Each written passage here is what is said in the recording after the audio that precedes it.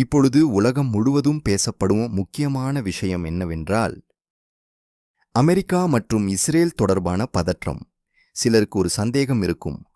அமெரிக்காவுக்கும் இஸ்ரேலுக்கும் என்ன பிரச்சனை? எதற்காக இந்த நாடுகள் அடிக்கடி செய்திகளில் வருகிறது? இதை புரிந்து கொள்ள நாம் கொஞ்சம் பின்னால் இருந்து பார்க்க வேண்டும். இஸ்ரேல் என்பது மத்திய கிழக்கு பகுதியில் இருக்கும் ஒரு சிறிய நாடு. 1948ஆம் ஆண்டு உருவான இந்த நாடு ஆரம்பத்திலிருந்தே பல பிரச்சனைகளுக்கு மத்தியில்தான் இருந்தது. இஸ்ரேல் உருவான போது அங்கிருந்த பல அரபு நாடுகள் அதற்கு எதிர்ப்பு தெரிவித்தன.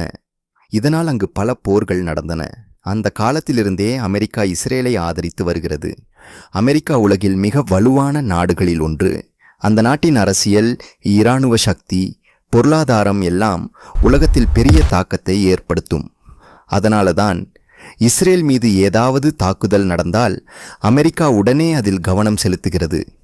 இப்பொழுது உலகத்தில் பேசப்படும் பிரச்சனை என்னவென்றால், இஸ்ரேல் மற்றும் ஹமாஸ் அமைப்புக்கிடையிலான மோதல். ஹமாஸ் என்பது ஒரு ஆயுத அமைப்பு.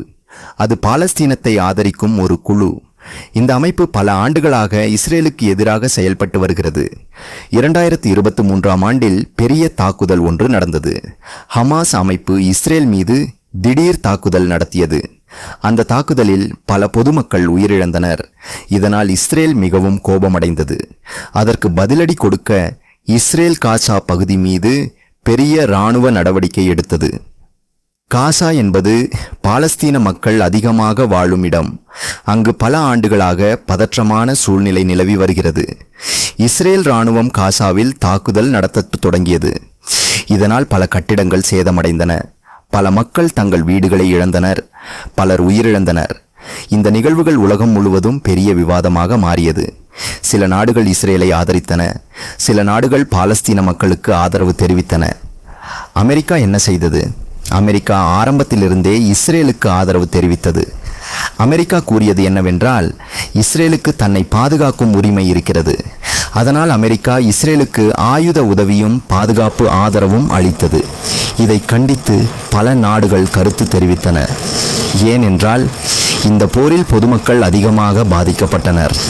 காசாவில் மருத்துவமனைகள், பள்ளிகள், வீடுகள், பல இடங்களில் தாக்குதல் நடந்ததாக செய்திகள் வந்தன. இதனால் உலகம் முழுவதும் மக்கள் போருக்கு எதிராக போராட்டம் நடத்தினர். மற்றொரு முக்கியமான விஷயம் என்னவென்றால், இந்த பிரச்சனை பெரிய போராக மாறுமா என்ற பயம்.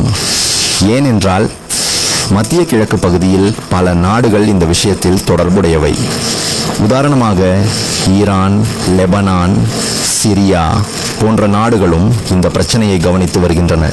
இந்த நாடுகள் நேரடியாக போரில் இறங்கினால் அது பெரிய உலக பிரச்சனையாக மாறலாம்.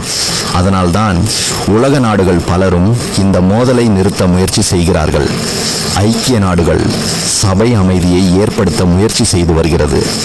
ஆனால் நிலைமை இன்னும் சிக்கலாகவே உள்ளது. இஸ்ரேல் கூறுவது என்னவென்றால், ஹமாஸ் அமைப்பை முழுமையாக அழிக்காமல் இந்த பிரச்சனை முடிவடையாது. மற்ற பக்கம் பாலஸ்தீன மக்கள் எங்களுக்கு சுதந்திரம் வேண்டும் என்று கூறுகிறார்கள். இந்த இரண்டு கோரிக்கைகளும் பல ஆண்டுகளாக மோதலாகவே உள்ளது. இதனால்தான் இஸ்ரேல் பாலஸ்தீன் பிரச்சனை உலகத்தில் மிகவும் நீண்டகால மோதல்களில் ஒன்றாக இருக்கிறது. அமெரிக்கா இதில் முக்கிய பங்கு வகிக்கிறது. ஏனெனில் அமெரிக்கா உலக அரசியலில் மிக பெரிய சக்தி. அந்த நாடு எதை ஆதரிக்கிறது, எதை எதிர்க்கிறது என்பதற்கு உலகத்தில் பெரிய தாக்கம் இருக்கும். இந்த பிரச்சனை எப்பொழுது முடியும் என்று பலர் கேட்கிறார்கள். ஆனால் உண்மையில் அதற்கான பதில் யாருக்கும் தெரியவில்லை. அமைதி பேச்சுவார்த்தை நடந்தால் மட்டுமே இந்த மோதல் முடிவடைய வாய்ப்பு உள்ளது. போர் எப்போதும் அழிவை மட்டுமே தரும்.